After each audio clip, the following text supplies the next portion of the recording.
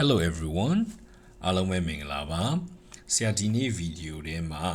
Digital SAT ရဲ့ Comments of Evidence Textual နဲ့ပတ်သက်ပြီးတော့ exercise ၄ခုလုပ်ပြပါမယ်ဒီ exercise တွေက medium level ဖြစ်ပါတယ်အဲ့တော့ဒီ exercise တွေကိုလိုက်ကြည့်ရင်လိုက်လုပ်ကြည့်ရင်ねကိုယ့်အတွက်ခက်သလားလွယ်သလားဆိုတာကိုပြန်ပြီးတော့သုံးသပ်လို့ရပါလိမ့်မယ် Okay အဲ့တော့စလိုက်ကြရအောင် Wait before we begin ဆရာတို့ channel ကိုခုမှရောက်တယ်ဆိုရင် subscribe လုပ်ထားဖို့တိုက်တွန်းပါတယ် SAT နဲ့ပတ်သက်တဲ့ video တွေအများကြီးစက်တိုက်သင်ပေးသွားဖို့ရှိပါမယ် IELTS နဲ့ပတ်သက်တဲ့ video တွေလည်းအများကြီးတင်ပေးဖို့ရှိပါတယ်ဟုတ်ပြီနော် GED နဲ့ပတ်သက်တဲ့ video တွေကတော့ဆရာတို့တင်ထားပြီးသားရှိပါတယ် channel မှာမွေနောက်ရှာကြည့်ပြီးတဲ့အချိန်ကြတော့ကြည့်လို့ရပါတယ်တခြားပညာရေးနဲ့ပတ်သက်ပြီးတော့တည်ကျင်တာတွေရှိတယ်မေးချင်တာတွေရှိရဆိုရင်လည်း comment section မှာမေးလို့ရတယ် Okay အဲ့တော့စလိုက်ကြရအောင် So exercise 1ဖတ်ကြည့်ဖို့ဖြည့်ကြည့်ဖို့အချိန်10မိနစ်ပေးမယ်ဖြည့်ကြည့်ပါစာမေးပွဲမှာဆိုရင် second 80 10မိနစ်နဲ့10 second လောက်အတွင်းမှာ time လုပ်ပြီးဖြည့်ရမှာဖြစ်တဲ့အတွက်ကြောင့်မို့လို့ဆရာနဲ့အတူတူတစ်ခါတည်းလေ့ကျင့်ကြည့်မယ်So timer စပြီးတော့မှတ်ပါပြီဖြည့်ကြည့်ပါ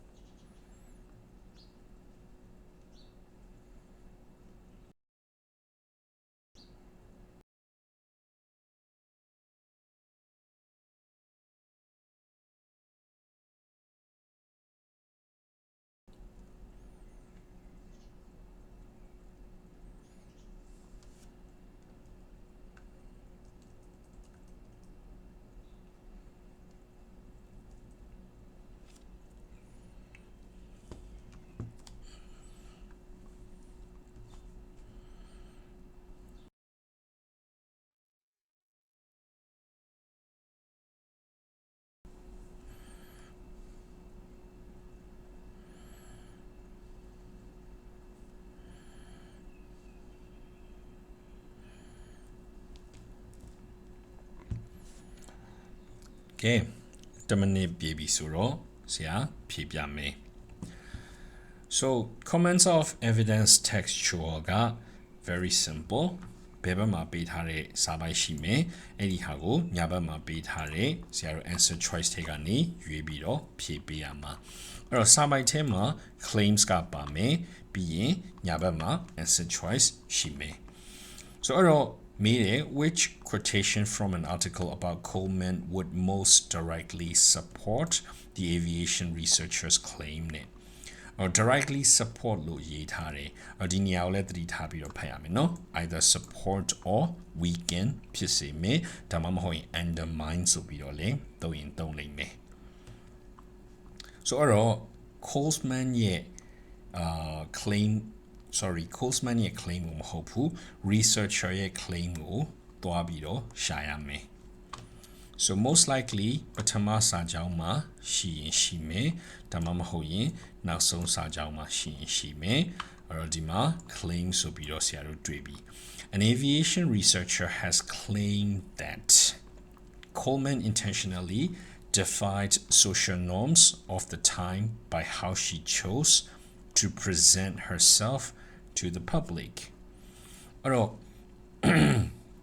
Coleman's got intentionally defy social norms. Lu Taiwanga Lekantare Lekanjet go, Blue Sentinel Suro by how she chose to present herself to the public. Ludugoသူမကိုသူမဘယ်လိုမျိုး present လုပ်တယ်လဲဆိုတော့သူ့ရဲ့နေပုံထိုင်ပုံပြောပုံဆိုပုံနေသွားပုံလာပုံနေကိုသူကိုယ်တိုင်ရည်ရွယ်ချက်ရှိရှိရွေးချယ်ပြီးတော့လူလူရှေ့မှာချပြတယ်ဒါကသူ့ရဲ့ claim အဲ့ claim ကို support လုပ်တဲ့ဟာကအဖြေပါဖြစ်မလဲဆိုတာကို ABCD မှာကြည့်ကြစို့ So number A မှာက While Coleman was beloved by spectators for her charisma, she had a more complicated relationship with her managers and staff, who at times found her behavior too impulsive and demanding. ဒီမှာ Coleman နဲ့ပတ်သက်တဲ့သူက spectator ပြီးတော့ managers and staff. Spectators တွေက beloved ဆိုတော့ ချစ်တယ် manager and staff နဲ့ကြတော့ complicated relationship တဲ့ဒါတွေက public မဟုတ်ဘူးရော This is not about public ဟုတ်လား We are talking about publicly ဒါကကြည့်တဲ့သူတွေနဲ့သူ့ရဲ့ manager တွေနဲ့ရောပါနေတယ်ဆိုတော့ number A ကိုဆရာတို့က ignore လုပ်လို့ရမယ်မဖြစ်နိုင်ဘူးလို့ခဏယူဆထားရင်ပို့ပြီးတော့မှန်မယ်ပေါ့နော်အဲ့တော့မဖြစ်နိုင်သေးဘူးလို့ယူဆထားလိုက်မယ် number B ကိုဆက်ကြည့်မယ် Coleman once considered leaving her career as a stunt pilot to focus her efforts on giving speeches which she felt would better support her public image ဒီမှာ public ဆိုတာပါတယ် and also we are talking about public image ဖြစ်နိုင်လောက်လား stunt pilots အဖြစ်နဲ့အတမွေးဝမ်းကြောင်းတဲ့ဟာကိုထွက်ပြီးတော့ leave လုပ်ပြီးတော့ဘာလို့လုပ်မှာလဲဆိုရင် focus her efforts on giving speeches speech လို့ပြောမယ် public တွေကိုပြောမယ်ဒီ main ကွန်းတွေကိုပို့ပြီးတော့အာရုံစိုက်မယ်တဲ့present herself နဲ့ public speaking တွေကတိုက်ရိုက်ကြည့်တော့မသက်ဆိုင်ဘူးရော Do you see that တိုက်ရိုက်ကြည့်တော့မသက်ဆိုင်ဘူးအဲ့တော့ number B တိတ်မဖြစ်နိုင်ဘူးလို့ယူဆထားလို့ရမယ် public image နဲ့ public နဲ့တော့ဆင်တယ်နော်ဒါပေမဲ့ဒီမှာ to present herself နဲ့သူ့ရဲ့ action က defile social norms ဆိုတော့လူအတိုင်းဝိုင်းကလက်ခံထားတဲ့ဟာတွေကိုစန့်ကျင်တာဖြစ်ရမှာလူအတိုင်းဝိုင်းကလက်ခံတဲ့အကြောင်းလည်းမပါဘူး number B ထဲမှာ public speaking အကြောင်းပဲပါတယ်ဆိုတော့ B ကလည်းတိတ်မဆိုင်ဘူးလို့ယူဆထားလို့ရမယ် Okay နော်အဲ့ဒါပြီးတော့ နောက်တစ်ခု C မှာကြတော့ရော For her air shows Coleman frequently used the Curtis JN4 or Jenny which at that time was one of the most well-known types of planes သူရဲ့ show ပွဲတွေအတွက် Coleman's က Curtis JN4 ကိုသုံးနေတဲ့အဲ့ဒီဟာက most well-known types of plane နဲ့ number C ကိုကြည့်လိုက်မယ်ဆိုရင် claim လုပ်ထားတဲ့ social norm ဆိုတဲ့ဟာလည်းမပါဘူး right defy လုပ်တယ်ဆိုတဲ့ act of defiance ကလည်းမပါဘူးသူကသူ present လုပ်တယ်ဆိုတာလည်းမပါဘူးအဲ့ C ကတော့လုံးဝပယ်လိုက်လို့ရမယ် D ကိုကြည့်ကြစို့ D က although female pilots were typically expected to wear traditional but impractical attire that included dresses or skirts. Photographs of Coleman show her wearing pants and leather jackets. ဒီနေရာမှာဆရာတို့က paraphrase လုပ်မယ်ဆိုရင် social norm ဆိုတာကလူအတိုင်းဝိုင်းကလက်ခံထားတဲ့အဆင့်အတန်းတွေတနည်းအားဖြင့်ပြောမယ်ဆိုရင်လူအတိုင်းဝိုင်းကမျှော်လင့်ထားတဲ့မျှော်လင့်ချက်တွေအဲ့တော့ expected ဒီမှာ paraphrase လုပ်လိုက်လို့ရမယ်နောက်တစ်ခုကဘာလဲဆို female pilots တွေက typically expected ဆိုတဲ့အချိန်ကျတော့ရေဘူးရအဖြစ်မျှော်လင့်ထားတယ်ပုံမှန်အဖြစ်မျှော်လင့်ထားတယ်ဘာတွေဝတ်ရမှာလဲ traditional but impractical attire ရှေးရိုးဆန်နဲ့တမယိုးကြကလေးနဲ့ဆိုင်တဲ့ရိုးရာနဲ့ဆိုင်တဲ့ဝတ်စုံတွေပြီးတော့လက်တွေ့မကျတဲ့ဝတ်စုံတွေအဝတ်တွေကိုအဲ့လိုဝတ်ရမယ်တဲ့အဲ့လိုဝတ်ရမယ်ဆိုပေမဲ့ Coleman ရဲ့ photograph တွေကပြတယ် Coleman ရိုက်ထားတဲ့ဓာတ်ပုံတွေထဲမှာကျသူကဘာတွေဝတ်ထားလဲဆိုတော့ဘောင်းမီနဲ့ leather jacket ဝတ်ထားတယ် so ဒီစာပိုင်းမှာ number D ကိုကြည့်လိုက်မယ်ဆိုရင်အမျိုးသမီးတွေအနေနဲ့ရှေးရိုးတိုင်းဝတ်ရမယ်လက်တွေ့မကျတဲ့ဝတ်စားတွေဝတ်ရမယ်အဲ့လိုမျိုးဆိုပေမဲ့ dress တွေ skirt တွေဝတ်ရမယ်ဆိုပေမဲ့ Coleman ကတော့ pants တွေ leather jackets တွေဝတ်ထားတယ်တဲ့အဲ့တော့ဆန့်ကျင်နေတဲ့ defied ဖြစ်တယ်ဆိုတဲ့အသုံးအနှုန်းကလည်းပါတယ်ဆိုတော့ချိန်စပြီးတွေးမယ်ဆိုရင် number D ကအဖြေမှန်ဖြစ်ပါတယ်ကျန်တဲ့ A နဲ့ B နဲ့မှားကြောင်းသိကြခြင်းနဲ့ဆိုရင်စာမိုက်ကိုမြန်လေးဖတ်ကြည့်လိုက်မယ် In addition to her technical skills and daring feats, American stunt pilot Bessie Coleman was also known for dazzling the crowds that came to watch her air shows in the 1920s with her exuberant personality. Exuberant personality ဆိုတော့ exuberant ကဘာမှမသိရင်တော့မှသူ့ရဲ့လူရဲကန်ရဲဒါမှမဟုတ်ရင်သူ့ရဲ့ဖော်ပြရဲတဲ့တတိရှိတဲ့ဘယ်သူမှခယူမဆိုင်တဲ့အချင်းစရိုက်ဆိုတာလိုမျိုးအနည်းဆက်ဆုံးဘာသာပြန်ကြည့်လို့ရမယ်ဘာလို့လဲဆိုတော့ air show လေးလေယာဉ်မောင်းပြတာဟုတ်လား stunt pilot ဆိုတော့ stunt နေလုပ်ပြတာနောက်တစ်ခု during her career she was careful and purposeful about how she crafted her public persona. Careful ဆိုတော့ you cite တယ် purposeful ဆိုတော့ရည်ရွယ်ချက်ရှိရှိသူ့ရဲ့အတမွေးဝမ်းကြောင်းအလုပ်နေတော့မှသူကဂယူတဆိုင်နဲ့ရည်ရွယ်ချက်ရှိရှိလုပ်တယ်ဘာကိုလုပ်လဲဆိုတော့ about how she crafted her public persona ဆိုတာကလူအတိုင်းဝိုင်းမှာလူတို့ကမြင်တဲ့အမြင်right ကိုယ့်ရဲ့ပင်ကိုယ်စရိုက်နဲ့လူတွေကကိုယ့်ကိုမြင်တဲ့အမြင်နဲ့မတူဘူးအဲ့လိုမျိုး꿰တာရှိသေးတယ်အဲ့တော့လူတွေကိုယ့်ကိုမြင်တဲ့အမြင်က public persona လို့ခေါ်မယ်အဲ့တော့သူ့ရဲ့လူတို့ကမြင်တဲ့အမြင်တော့ကိုသူကရည်ရွယ်ချက်ရှိရှိနဲ့ဂရုတစိုက်ကို craft လုပ်တယ်တဲ့အဲ့မှာ an aviation researchers has claimed ဆိုပြီးတော့ claim ကိုဆက်သွားပြီဆိုတော့ဆရာတို့ spectators တွေရဲ့အကြောင်းရယ် manager တွေ staff တွေရဲ့အကြောင်းတွေကလုံးဝမပါဘူးအဲ့တော့A ကိုပယ်လိုက်လို့ရမယ် number B ဖြစ်တဲ့ Coleman's က stunt pilot ကိုအဲ့အလုပ်ကိုထွက်ပြီးတော့ speech တွေပြောမယ်ဆိုတဲ့ဟာလဲစာပိုက်ထဲမှာမပါဘူးအဲ့တော့ B ကိုလည်းပယ်လိုက်လို့ရမယ်ဆိုတော့အဖြေမှန်က D ဟုတ်ပြီနော် so နောက်တစ်ပုတ်ဆက်ပြီးတော့ကြည့်ကြစို့Okay, ဖတ်ဖို့အချိန်10မိနစ်ပေးမယ်နော်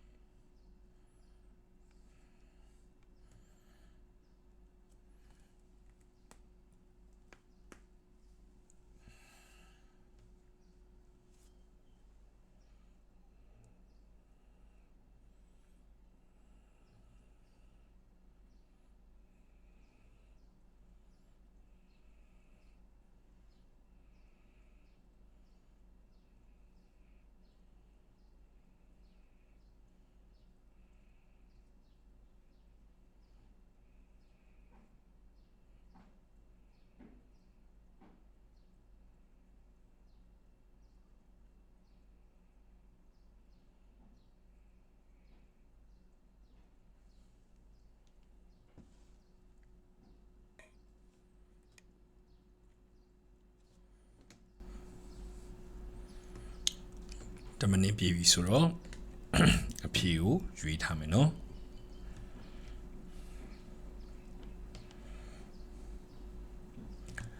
alright ကြည့်ကြစို့အဲ့တော့ဘယ်ဘက်မှာစာပိုက်ကတူတူလေးပဲပေးထားတယ်ပြီးတော့ညာဘက်မှာအဖြေတွေကအရှိကြီးပဲဆိုတော့ဘာလဲဆိုတာကိုကြည့်ကြရအောင် which quotation from Barchester Towers most effectively illustrates the claim နဲ့ထုံးစံတိုင်းပဲ claim ကိုကြည့်ရမယ်အဲ့တော့ Barchester Towers is an 1857 novel by Anthony Trollope. In the novel, Trollope's portrayal of Dr. Proddy underscores the character's exaggerated sense of his own abilities there. အဲ့တော့ propose ကစာရေးတဲ့သူ Dr. Prodi က character အဲ့ character ဘယ်လို character လဲဆိုတော့ exaggerated sense of his own ability ဆိုတော့ exaggerate ဆိုတာကချဲ့ကားပြီးတော့ပြောတာသူ့ရဲ့ ability လုံနိုင်ကိုင်းနိုင်စွမ်းတွေကိုချဲ့ကားပြီးတော့ပြောတယ်သဘောတဘာဝရှိတယ်တဲ့ so အဲ့တော့အဖြေကချဲ့ကားပြီးပြောတာဘာဖြစ်မလဲလိုက်ရှာရအောင် Number 8 it must not be taken as proof that Dr. Prodi was a man of great mental power or even much capacity for business, for such qualities had not been required in him. Or a man of great mental power, so say kon ari ne patat pi do yan wo kaung ne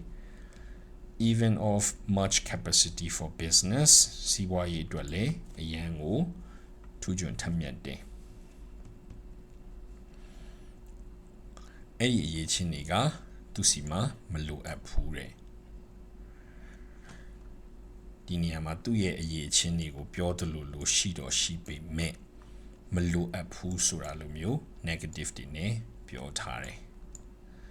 so အဲ့တော့ number A ကမဟုတ်ဘူးလို့ယူဆထားလို့ရမယ်မဆိုင်ဘူးပေါ့နော် not ဆိုတော့အငင်းနေပြောထားတာဆန့်ကျင်နေတယ် opposite ဖြစ်နေတယ် number B မှာ Dr. Prodi's residence in the metropolis rendered necessary by duties that entrusted to him သူ့ကိုယုံကြည်လို့ပေးအပ်ထားတဲ့အလုပ်တာဝန်တွေနဲ့မြို့ကြီးပြကြီးမှာ residence ဆိုတော့နေထိုင်နေ his high connections and the peculiar talents high connections ဆိုတော့အဆက်အသွယ်ကောင်းနေရှိမယ် peculiar talents ဆိုတော့တီးတက်ထူးခြားတဲ့အရေးချင်းနေရှိမယ် and nature of the man ယောက်ျားတစ်ယောက်အနေနဲ့တော်တဲ့ထက်တဲ့သဘာဝတွေရှိမယ် recommended him to persons in power ဩဇာအာဏာရှိတဲ့သူတွေနဲ့ချိတ်ဆက်ပြီးတော့သူ့ကိုညွှန်ကြတယ်ဒါဆိုရင် exaggerated ဖြစ်နိုင်လားဆိုရင်ဖြစ်နိုင်တယ်လို့တော့ရှိတယ်ဒါပေမဲ့ဒီနေရာမှာချဲ့ပြီးတော့ပြောထားတာတော့မပါဘူးသူ့အလုပ်သူလုပ်တယ်ပြီးတော့သူ့မှာယာရုကြီးရဲ့သူတွေနဲ့ဆက်သွယ်ကောင်းနေရှိတယ်ယာဒီကြီးရဲ့သူတွေနဲ့ပတ်သက်တဲ့အရေးချင်းကောင်းနေရှိတယ်ဆိုတော့ကောင်းချောင်းနေတော့ပြောထားတာဟုတ်တယ်ဒါပေမဲ့ချဲ့ပြီးတော့ပြောထားတဲ့ exaggeration ဆိုတဲ့ဟာမရှိဘူးခုပြောလို့တကယ်တော်တဲ့တက်တဲ့သူတကယ်ထူးချွန်တဲ့သူတကယ်အတိုင်းဝိုင်းတွေကသူဆွေကြီးမျိုးကြီးတဲ့သူတွေရှိနိုင်တယ်လေအဲ့တော့ B ကချဲ့ကားပြောထားတဲ့ဟာကိုမတွေ့ရဘူးသူရဲ့ ability တွေတော့တွေ့ရတယ်ဆိုတော့ A ရော B ရောခဏထားလိုက်အောင်မယ် C ကိုတစ်ချက်ကြည့်ကြည့်မယ် So Dr. Prodi was certainly possessed of sufficient tact to answer the purpose for which he was required without making himself troublesome. Dr. Prodi မှာ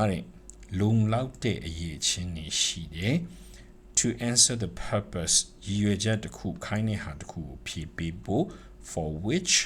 he was required without making himself troublesome သူကိုယ်သူဒုက္ခမရောက်ဖ ೇನೆ ပြောချင်တာကတက်တာနဲ့သူလုပ်ပေးလိုက်နိုင်တယ်လို့ပြောချင်တာဒီနေရာမှာလဲ abilities တောင်မှမတွေ့ရဘူးเนาะ exaggeration လဲလုံးဝမတွေ့ရဘူးဆိုတော့ C ကတော့မဖြစ်နိုင်ဘူးသိကြပြီဆိုပြီးတော့ခဏပေးထားလို့ရမယ် Okay เนาะ Number D ကိုတစ်ချက်ကြည့်ကြကြစို့အဲ့တော့ Dr. Prodi was comparatively young တော်တော်လေးငယ်တယ်တဲ့ and had been selected ဒါလေးကိုတမင်ကြော်ပြီးဖတ်ခဲ့တာเนาะခဏ parenthesis ထဲမှာမို့လို့ဟုတ်ပြီเนาะအဲ့ဒါကိုကြော်ပြီးတော့ဖတ်ခဲ့တာ had been selected as possessing such gifts natural and acquired as must be sure to recommend him to a yet higher notice အဲ့ဒီနေရာမှာအသက်ငယ်တယ်သူရဲ့ quality တစ်ခုလိုမျိုး had been selected as possessing such gifts gifts ဆိုတော့ဒီနေရာမှာ gifts ဆိုတာကလက်ဆောင်လို့ပြောလို့မရတော့ဘူးအရေးချင်းတွေလို့ပြောရမယ်အဲ့တော့အရေးချင်းတွေက natural and acquire ဆိုတော့တဘာဝအလျောက်ဖြစ်လာတာဒါမှမဟုတ်ရင်သင်ယူထားတာအဲ့နှစ်ခုလုံးဖြစ်မယ် as must be sure to recommend him to a yet higher notice ဆိုတော့ပို့ပြီးတော့မြင့်မားတဲ့တတိပြုစရာလိုမျိုးဖြစ်နေမယ်ပြောချင်တာကလူတွေကြားထဲမှာ popular လို့ဖြစ်နေမယ်သူရဲ့အရေးအချင်းတွေကြောင့်မလို့လူတွေကသူ့ကိုတတိထားမိမယ်ဆိုတာလိုမျိုးအဲ့တော့ ability တွေနဲ့ပတ်သက်ပြီးတော့ပါလားဆိုရင် yes ability တွေနဲ့ပတ်သက်ပြီးတော့ပါတယ် exaggeration ရော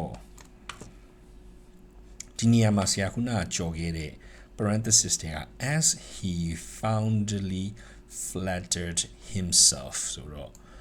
found ဆိုတာကဆရာတို့ဒီနေရာမှာသဘောကျတယ်ကြိုက်တယ်ဆိုတာလိုမျိုးပြောလို့ရမယ် fondly flatter ဆိုတော့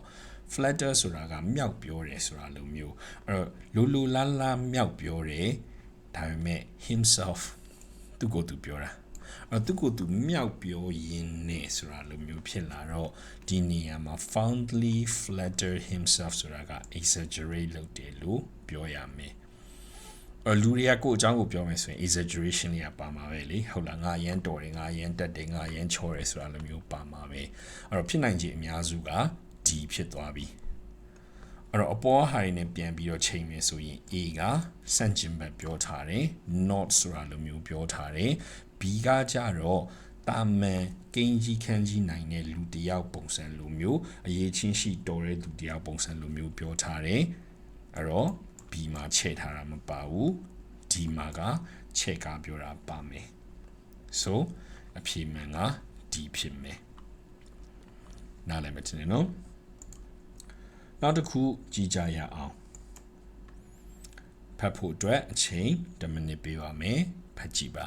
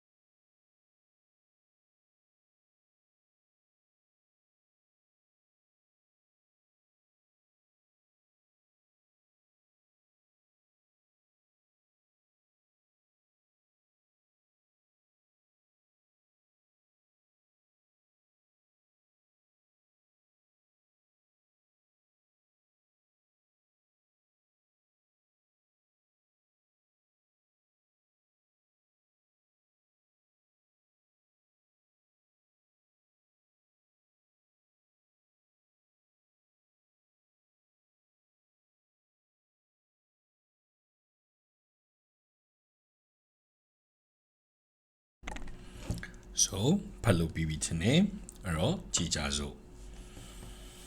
or which finding if true would most directly weaken the underlined claim နဲ့ or weaken the claim ဆိုတာဖြစ်ရမယ်အဲ့တော့ underline claim ဆိုတော့လွယ်တယ်ဒီမှာ underline data ပေးပြီးသားအဲ့တော့ this suggests that the notches were all made at one time by one individual as a means of counting some things. Or တခုခုကိုရည်တွက်တဲ့သဘောနဲ့သုံးခဲ့တယ် or notches ဆိုတာအထုံးနေဆိုတာလိုမျိုးအော်ဒီမှာ this ဆိုတဲ့ဟာကတော့ဆရာတို့ဘာမှမသိသေးဘူး right အဲ့ရှေ့မှာဖြစ်နိုင်တဲ့ဟာ this ဆိုတဲ့ဟာရှေ့မှာဖြစ်လိမ့်မယ် I pronoun ကရှေ့ကစာကြောင်းကိုဒါမှမဟုတ်ရှေ့က phrase ကိုအထူးပြုထားတာဖြစ်လိမ့်မယ်ပြီးမှအဲ့ဒါကိုတော့ဖတ်မယ် Our notches were all made at one time by one individual တစ်ချိန်ချင်းကလူတစ်ယောက်ကလုပ်ခဲ့တယ်ဘာဖြစ်နေလဲ as a means of counting something တခုခုကိုရည်တွက်တဲ့အနေနဲ့လုပ်ခဲ့တာဖြစ်လိမ့်မယ်တဲ့အဲ့ဒီ claim ကို weekend ဖြစ်စေမယ်ဟာရှာရမှာဆိုတော့ ABCD မှာတော့ကြည့်မယ် Number A parallel lines are a common feature in modern humans' early systems for recording numerical information. Numerical information ဆိုတာက number တွေကိုမှတ်တာ number တွေနဲ့ဆိုင်နေလေ right အဲ့တော့ number တွေနဲ့ဆိုင်တဲ့သတင်းချက်လက်တွေကိုမှတ်ဖို့အတွက် parallel line တွေကိုသုံးနေတဲ့သူကဓာတ်ရိုက်ကြီးစန့်ကျင်နေတယ်ဒီ claim ကို weekend ဖြစ်စေရမှာလीနော်ဒါပေမဲ့ number A ကကြတော့ weekend မဖြစ်စေပဲ support ဖြစ်နေစေတယ်အဲ့ number A ဖြည့်ထားတဲ့သူတွေမိကုန်းတေချာမဖတ်လို့မှားပါမယ် number A မဟုတ်ပါဘူး okay နော်အဲ့ counting numerical information ပါရမယ်မိကုန်းက weekend လို့ပြောထားတယ် number B more than 9 approximately parallel notches made with a different stone tool are present on another artifact found at a site in Western France. အဲ့လိုပဲ parallel notches တွေက9ခုလောက်ရှိတဲ့ဟာကိုတဲ့ different stone tool တခြားဒီကြောက်ဖြစ်နေလောက်ထားတဲ့ဟာတွေက are present on another artifact artifact ဆိုတဲ့အချိန်ကြတော့ပစ္စည်းပေါ်မှာတွေ့တာပစ္စည်းတစ်ခုပေါ့ at a site in Western France တဲ့ပြင်သစ်မှာရှိတဲ့အဲ့လိုပဲနေရာတစ်ခုမှာတွေ့တယ်တဲ့သူကလည်း support လုပ်နေတယ်လို့မျိုးဒါပေမဲ့ day တော့မပြောထားဘူးပေါ့နော်9ခုတွေ့တယ်တဲ့ဒီမှာကျတော့ counting လုပ်တယ်လို့ပြောတယ်ပြီးတော့ဆရာတို့ဒီမှာ this ဆိုတဲ့ဟာကဘာမှမဖတ်ရသေးဘူးလीအဲ့တော့ B ကိုခဏထားလိုက်အောင်မယ်မဆုံးဖြတ်သေးဘူး C ကရော it would have taken careful effort to make evenly spaced lines on bone with the stone tools typically used by Neanderthals Neanderthals ကဘာလဲတော့မသိဘူး maybe လူမျိုးနွယ်တစ်ခုဖြစ်ရင်ဖြစ်လိမ့်မယ် so အဲ့တော့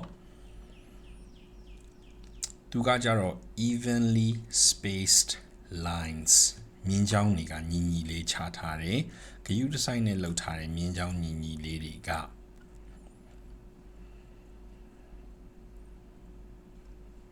အဲ့လိုမျိုးရဖို့အတွက်ကိုဂရုတစိုက်လုပ်ရမယ်လို့ပြောထားတာအော်ဒီမှာကျတော့ counting လုပ်တယ်လို့ပြောတဲ့ဟာနဲ့ဂရုတစိုက်လုပ်ရမယ်ဆိုတော့တိတ်ပြီးတော့မဆိုင်ဘူးအဲ့တော့ C ကလည်းမဖြစ်နိုင်ဘူးလို့ယူဆထားလိုက်လို့ရမယ်B ကတော့မသိသေးဘူး C ကတော့မဖြစ်နိုင်ဘူးလို့ယူဆထားမယ် D ကိုကြည့်ကြည့်မယ် Decorative art discovered at another Neanderthal site in Western France primarily features patterns of unevenly spaced parallel lines တဲ့အဲ့ဒီမှာရှိတဲ့ဒီ unevenly spaced parallel lines တွေက decorative arts နဲ့အနေနဲ့သုံးထားတာလို့ပြောချင်တာဒီမှာက counting လို့ပြောတာเนาะဒီမှာက decorative arts လို့ပြောတာအဲ့တော့ number D က already weaken the claim သူပြောတဲ့ claim ကို weaken ဖြစ်နေတယ်ဆိုတာကိုဆရာတို့မြင်နိုင်မယ်အဲ့တော့ကျန်တဲ့ဟာတွေကို B နဲ့ C နဲ့ကိုတေချာအောင်လို့ဆိုရင်အပေါ်မှာရှိတဲ့ဟာတွေကိုဖတ်ကြည့်မယ်In the 1970s, a roughly 60,000-year-old piece of hyena bone marked with 9 notches was discovered at a site in Western France, once inhabited by Neanderthals. Hyena bones ဆိုတော့hyena ကိုအနီးဆက်ဆုံးပြန်လိုက်မယ်ဆိုရင်မြေခွေးလိုမျိုးပြောရင်ရမှာပေါ့နော်အဲ့လိုမျိုးဒီခွေးအမြေခွေးလိုမျိုးတွေအကောင်တွေရဲ့အယိုးမှာအထုံးကိုဟုတွေ့တယ်တဲ့ဘယ်မှာလဲဆိုတော့ Western France ရဲ့ site တစ်ခု Neanderthals တွေနေခဲ့တဲ့နေရာမှာ Although many believe that only modern humans develop systems for notating numbers ဒီ number တွေရှိတွက်တယ်ဆိုတဲ့ဟာတွေကအခု modern humans တွေဒီခုခေတ်လူတွေပေါ့အဲ့လူတွေကတီထွင်တဲ့စနစ်လို့ယူဆတယ်ဘာလို့လဲဆိုတော့ဒီမှာပြောရလေလူငယ်နှစ်ပေါင်း1000 6000ပေါ့ right one archaeologist asserts that this artifact may be a sign that Neanderthals also recorded numerical information ဒါကသူရဲ့ claim assert ဆိုတဲ့ keywords အဲ့တော့ archaeologist ကရှေးဟောင်းသုတေသနရှေးဟောင်းသုတေသနလို့တိုက်ရိုက်ပြောလို့မရဘူးသူကရှေးဟောင်းပစ္စည်းတွေကိုသုတေသနလုပ်တဲ့သူအဲ့တော့ archaeologist asserts that this artifact ဆိုတော့အဲ့ hyena bone က Neanderthals တွေက Neanderthals တွေက numerical information ကို record လုပ်တယ်လို့ထင်တာတဲ့သူယူဆတဲ့ဟာကိုပြောတာThe notches on the bone are unevenly spaced မညီမျှဘူးတစ်ခုနဲ့တစ်ခုရှိတဲ့အကွာအဝေးကမညီမျှဘူး but approximately parallel တစ်ခုနဲ့တစ်ခုတော့ပြိုင်နေတယ်တဲ့ And microscopic analysis reveals that they were made with a single stone tool အဲ့ဒီ notch တွေကိုဘာနဲ့လုပ်လဲဆိုရင် a single stone tool နဲ့လုပ်တယ်တဲ့အဲ့တော့ this suggests ဆိုတဲ့ဟာကဘာလဲဆိုတော့ဒီအပေါ်မှာပြောထားတဲ့ the notches on the bone are unevenly spaced approximately parallel ပြီးတော့သူပြောထားတဲ့ဒီမှာ assert လုပ်တဲ့ record numerical information ဆိုတဲ့ဟာတွေကိုအကုန်လုံးကိုပြန်ပြီးတော့ခြုံပြီးပြောလိုက်တာဆိုတော့ number B ကိုပြန်ပြီးသွားမယ်ဆိုရင် more than 9 approximately parallel notches made with a different stone tool are present on another artifact ဆိုတော့ hyena bone တော့မဟုတ်တော့ဘူးဒါပေမဲ့9ခုတွေ့တယ်ပြီးတော့ parallel notches တွေရှိတယ်ဆိုတော့သူကလည်း weekend ဖြစ်စေတာမဟုတ်ဘူးမင်းကဒီ France မှာ Western France မှာတွေ့တယ်နောက်ထပ် Western France ရဲ့တခြား site တစ်ခုမှာတခြားနေရာတစ်ခုမှာဒီလိုပဲထပ်တွေ့ရဆိုတော့ weekend မဖြစ်စေဘူးအဲ့တော့ B ကိုပယ်လိုက်လို့ရမယ် Number C ကရော it would have taken careful effort to make evenly spaced lines on bones with the stone tool typically used by Neanderthals ဆိုတော့out of scope လို့ဖြစ်နေတယ် weekend လည်းမဖြစ်စေဘူး support လည်းမဖြစ်ဘူးပြောချင်တာကြီးပြောထားသလိုဖြစ်နေတယ်ဘာမှမဆိုင်တော့ဟုတ်ပြီနော် number C ပယ်လိုက်မယ်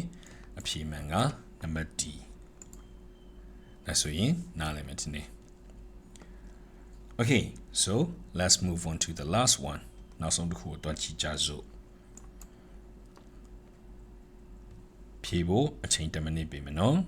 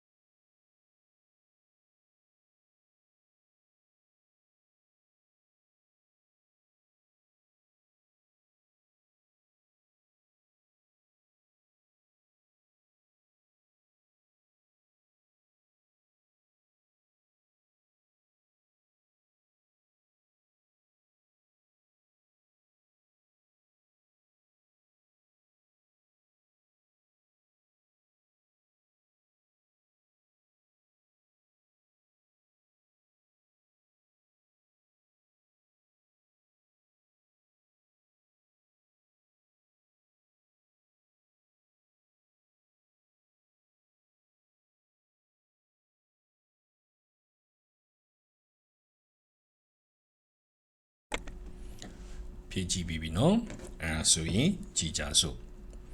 so အဲ့တော့ဆရာတို့ထုံးစံတိုင်းပဲ claims ကိုအရင်ဆုံးလိုက်ရှာမယ် sorry ဒီပုံမှာကျတော့ claims ကိုမေးတာမဟုတ်သူက hypothesis ကိုမေးတာ geologist ရဲ့ hypothesis ကပါလေတဲ့အဲ့ဒါကို support လုပ်မှာ or hypothesis ကိုတွက်ရှာမယ်ဆိုရင် a geologist hypothesizes keywords ကိုတွေ့ပြီ that the spectacular color patterns in precious opals aren't just a random outcome of this process, but rather the result of specific environmental conditions during formation နဲ့အဲ့တော့ဒီ opals တွေမှာတွေ့ရတဲ့ color pattern တွေက random outcome မဟုတ်ဘူးတဲ့ဘာလဲဆိုတော့ specific environmental conditions တွေရဲ့ result ဖြစ်ပါတယ်တဲ့အဲ့တော့ပတ်ဝန်းကျင်ကနေပုံစံဖော်တဲ့ဟာကြောင့်မလို့ဖြစ်လာတဲ့ patterns တွေတဲ့သူရဲ့ hypothesis ကိုဘယ်ဟာက support လုပ်မလဲအဲ့ဒါကိုကြည့်မယ်နံပါတ် A မှာပြောထားတယ် laboratory analysis shows that opals formed under constant temperature and pressure develop regular arrangements of silica spheres တဲ့ဖြစ်လာစေတယ်ဘာတွေဖြစ်လာစေရလဲဆိုတော့ regular arrangements of silica spheres silica ဆိုတာဘာမှမသိနော် sphere ဆိုတာကလမ်းပုံစံလိုမျိုးအချွန်တက်လေးတွေဆိုတာလိုမျိုးယူဆလိုက်လို့ရမယ် that create consistent color patterns တဲ့ consistent color pattern ကိုဖြစ်ပေါ်စေတယ် while those formed under fluctuating temperature and pressure show irregular patterns တဲ့အဲ့တော့ fluctuating temperature နဲ့ pressure ရဲ့ constant temperature ရဲ့ pressure ရဲ့ကိုနိုင်ရှင်တဲ့အခါမှာ constant temperature and pressure ဆိုရင် consistent color pattern ရပြီးတော့ fluctuating temperature and pressure ဆိုရင် irregular pattern ကြီးရစေတယ်တဲ့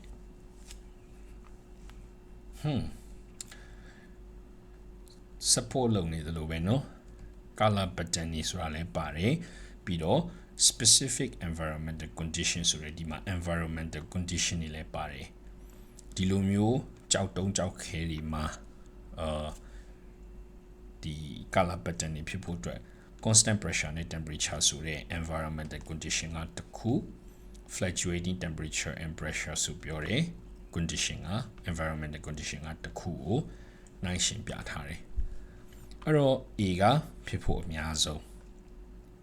ဒါပေမဲ့ BCD ကိုတွားကြည့်အောင်မယ်နော် so number B မှာ microscopic examinations of precious opals reveals that their internal structure consists of uniformly sized spheres of silica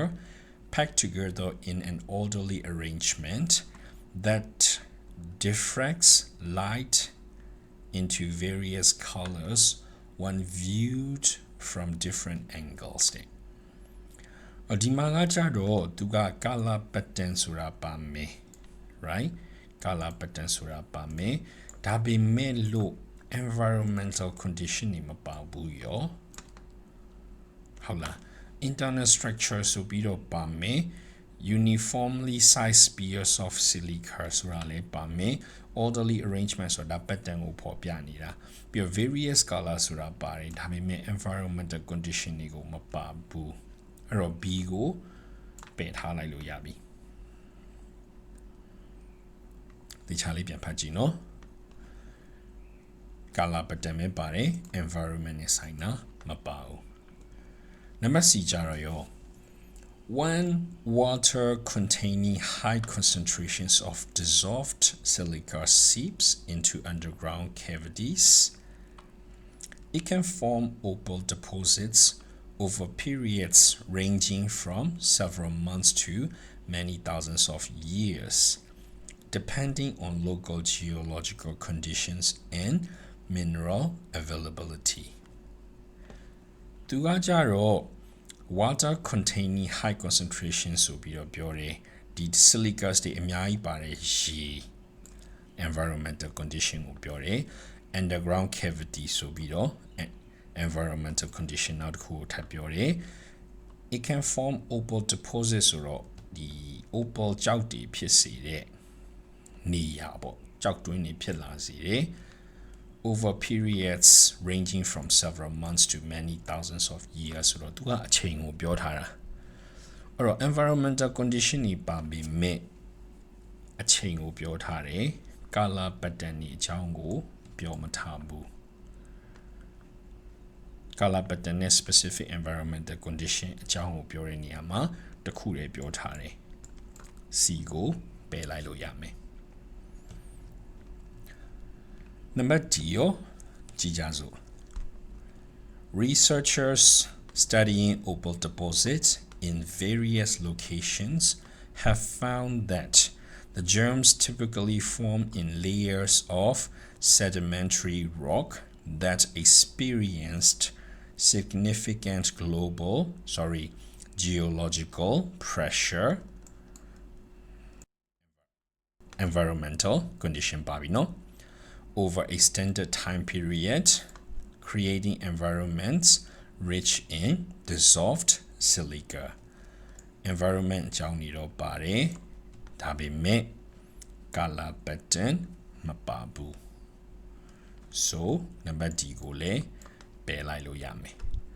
အဲ့တော့အဖြေမှန်ကဘာဖြစ်မလဲဆိုရင် number A opals ရဲ့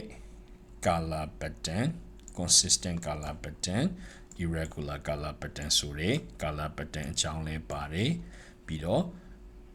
specific environmental condition ဖြစ်တဲ့ constant temperature and pressure consistent color pattern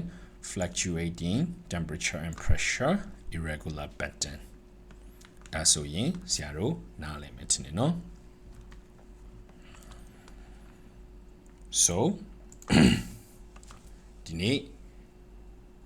exercise လေးပုဒ်ဆရာတို့တူတူဖြေခဲ့ကြတယ် information and idea comments of evidence textual medium level လေးခုဖြေခဲ့ကြတယ်အဲ့တော့ဆရာတို့ channel ကိုအခုမှရောက်တယ်ဆိုရင်လည်း subscribe လုပ်ဖို့ဖိတ်ခေါ်ပါတယ်တကယ်ချင်းတွေမှာSAT ပြင်နေတဲ့သူတွေရှိရဆိုရင်လည်းဒီ playlist ကို share ပေးဖို့ request လုပ်ပါတယ်တောင်းဆိုပါတယ်